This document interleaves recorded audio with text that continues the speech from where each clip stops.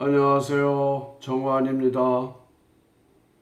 이 시간에는 삼국유사 신주편 해통학령 부분과 관련해서 수달에 대한 이야기를 나누고자 합니다.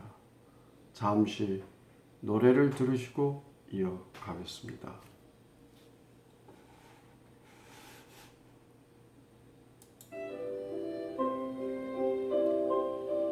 우리의 역사를 찾아서 삼국유사를 찾아서 수다를 찾아서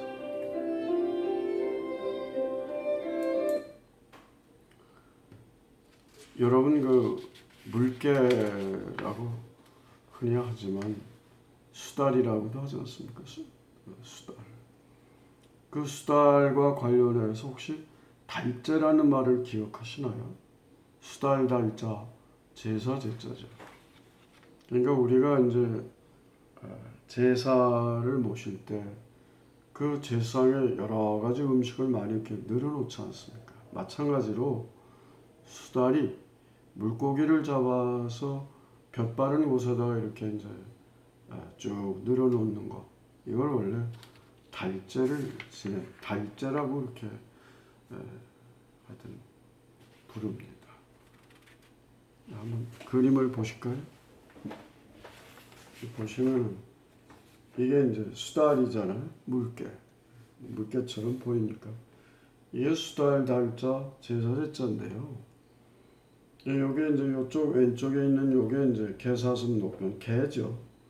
요게 이제 흰입을 뇌자지만 원래는 요게 없고 삼소변에 흰입을 뇌자 여울 뇌자입니다. 그러니까 여울이 물 아닙니까? 신의 물 아닙니까?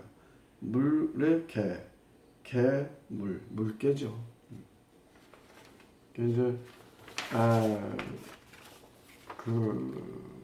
우리가 이제 시를 짓거나 문장을 지을 때 글을 쓸 때 말입니다.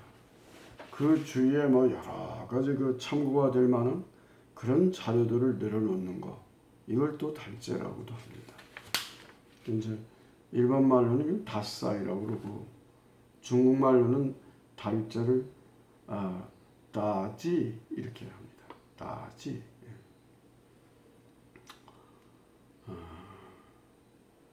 신라 제29대 무열왕 시절이었습니다. 해통이 하루는 집 동쪽 시내 위에서 친구들하고 놀다가 한 마리의 수달을 잡아먹었어요. 그리고 그 뼈를 동산에다 버리고 이제 집으로 돌아왔는데 그 다음 날 다시 이제 그쪽 길로 해서 어딘가 이제 볼일을 보러 갔겠죠. 가다 보니까 그 동산에 버린 뼈가 냇가이면서 이제 동산 기슭이겠죠. 그 뼈가 없어졌어요. 이상하다 싶어가지고 그 피자국을 따라서 가보니까 말하자면 물개들, 수달들이 어미 수달이 살는 작은 굴 같은 구멍으로 이렇게 보니까 글쎄 거기에 어미 수달이 뼈가 거기에 있고 그 주위에 새끼들이 6마리나 이렇게 있더라 이 말이죠. 참 너무 놀라고 너무 미안하고 죄송하고, 야 내가 참 이게 못할 짓을 했구나. 인생이 참 뭔가 마음 공부를 많이 좀 해야 되지 않겠는가. 그래서 결심을 하고 출가를 해서 마침내 이제 중국 당나라로 가기로 했습니다. 이제 문무왕 시절이 되었습니다. 그러니까 이제 무열왕 시절이 끝나고 문무왕 5년 655년 무렵인데 이때 당나라로 들어가서 고성대덕이라고 이름이 나 있는 무해삼장 스님의 문화로 가서 공손하게 정중하게 인사를 하고 제가 신라에서 온 장구 해통이라고 하는 사람인데 스님의 제자가 돼서 좀 법문 공부도 하고 수행 정진을 해서 돌아가고 싶습니다. 그렇게 간청하기를 3년이나 했지만 전혀 받아들일 생각을 안 해요. 왜? 너는 오랑캐 나라에서 왔는데 무슨 이런 불교 공부를 해서 부처님의 제자가 되고 내 제자가 되려고 하느냐. 하지 마라. 참 너무나 화도 나고 속이 상하잖아요. 그러니까 그 아마 불이 상당히 있었던 것 같습니다. 그 화로에 그 불이 담긴 화로를 머리에 얹어서 거기 그냥 서 있는 거예요. 그 이제 무예 스님이 제자들을 가르치는 그 이제 그 불당에 있는데 조금 있더니 그냥 이 이마박이 터지는 소리가 크게 막 나고 사람들이 너무 놀라가지고 거기를 이제 와 보니까 정말 여기서 이제 피가 흐르고 그런데 놀랍게도 이 무예 삼장 스님이 와서 이렇게 손으로 만져주고 무슨 아마 뭐 무슨 약물을 발랐든지 잘 그 기록에는 없는데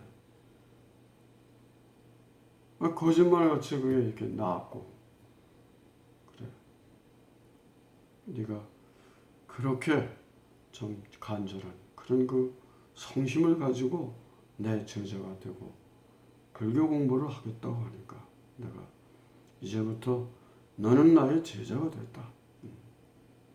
그런데 그 이제 그 놀랍게도 그 터진 이마박이 난 자리가 임금왕자처럼 그렇게 그 소위 그 말하자면 그런 자욱이 난 거예요.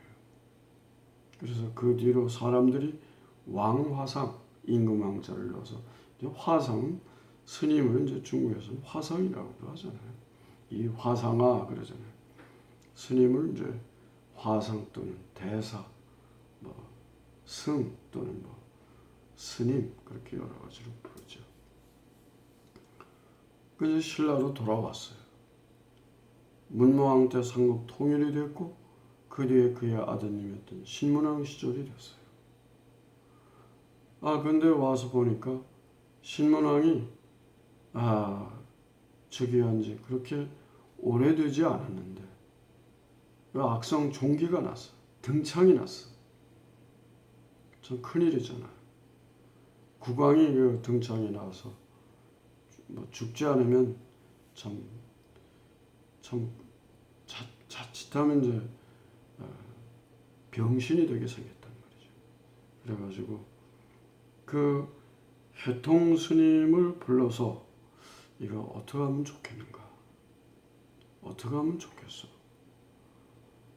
그래서 해통이 말하기를 아마 전하께서 전생에 그 선량한 그 신충이라고 하는 그런 그 선비를 그 재판을 잘못해가지고 그를 갖다가 천민으로 만들어서 그 신충의 어떤 그 영혼이 앙심을 품고 아마 이렇게 전하의 그 등에다가 등창을 그렇게 생기도록 만든 게 아닌가 그런 생각이 듭니다. 그럼 어떻게 하면 좋겠어? 그러니까 신충을 위해서 절을 하나 지으시고 신충 봉성사라고 이름을 하시면 어떨까 싶습니다.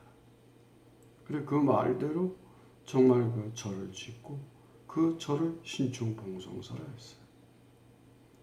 그 절을 짓고 낙성 법회를 하는 그날 하늘에서 그 신충이가 이제 참으로 고맙습니다. 응? 너무 고맙습니다. 하면서 그런 목소리가 들렸다고 그래요. 그 뒤로는 거짓말처럼 신문왕의 그런 그 악성 종기가 말하자면 그런 그 암덩어리 같은 게 가라앉고 나왔다. 그래서 이게 신라 조정이 주로 세웠던 절 가운데 사천왕사가 있고 또 봉성사가 있는데 봉덕사와 함께 이렇게 해서 아주 중요한 국가 사찰이 되었다. 그런 말을 전해 실려옵니다. 이 수달은 원래 그 가죽이나 털이 아주 그 상당히 많은 사람들이 좋아하는 그런 물품이 돼서 조선왕조 실록에도 보면은 말하자면 고려 인삼과 함께 수달의 가죽이나 그런 털이 중국과의 교역에서 아주 고가의 그런 교역품으로 그렇게 이제 교류가 되었다고 합니다. 이 물고기가요, 수달이 있으면 이 완전히 고양이 앞에 쥐죠. 그래서 이 수달이 있으면 고기의 씨가 마른다. 그런 말이 다 생긴 그런 이제 속담이 있죠. 이제 이게 오리처럼 물갈퀴가 있어. 발가락 사이에. 그 다니면서 지 마음대로 물고기를 잡아먹고 이렇게 하는데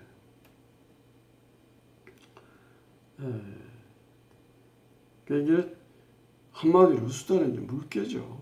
그런데 옛말을 보게 되면은 어원을 보게 되면은 이게 동의보감 당해편에 멍울이라고 나옵니다.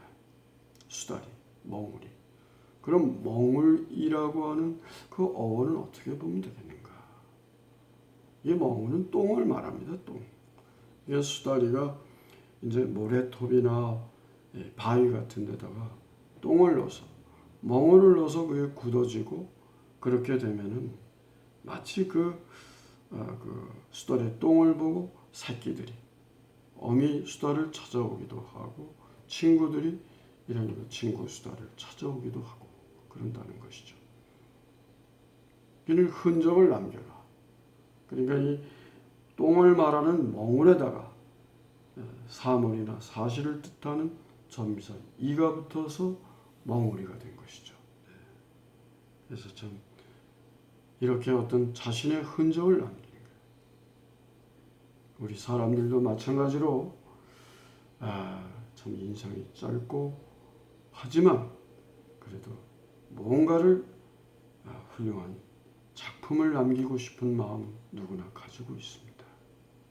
우리가 성심을 다해서 정말로 누가 알아주지 않더라도 자기의 어떤 살아왔던 흔적을 글로 혹은 작품으로 혹은 여러 가지 좋은 어떤 행적으로 남긴다면 얼마나 좋겠는가 그런 생각을 해봅니다.